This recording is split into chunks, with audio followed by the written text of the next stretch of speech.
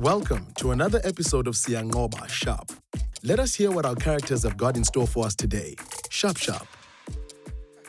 Drink up, there's still lots to come. Kamva, don't you think you've had enough? That's your 5th beer already. Could you please relax, baby? I can drink alcohol and take my medication. Just because you don't drink doesn't mean I can't enjoy myself. It's your life, your body. I'm just saying. I'm not gonna drink too much, baby. Bring the whiskey. Let's celebrate.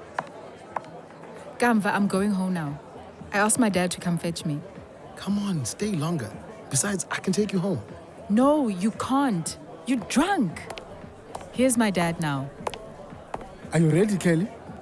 Yes, Dad. Tatumzam, Kelly is staying longer. How many beers have you had? This is very irresponsible of you, Kamva. I'm a grown man.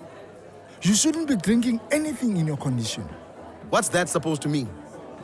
HIV treatment and alcohol don't mix. Dada. Oh, great. Now the whole world knows.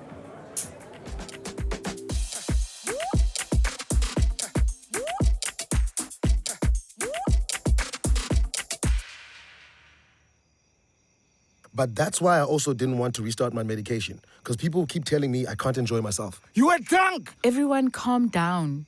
I asked Mrs. Vuyakazi here for a reason. Sissy, please tell everyone what the deal is with alcohol use and ARVs. Drug and alcohol abuse can lead to risky behavior, like unprotected sex. That's not me. It better not be. It weakens the immune system and damages the liver. If you abuse alcohol and drugs, you risk not following your treatment routinely. It also increases the risk of side effects. See, I told you, no alcohol when you're on HIV treatment. Actually, you can have some as long as it is taken in moderation. I told you. But getting drunk is not moderate. Thank you, Sis Vuyakazi.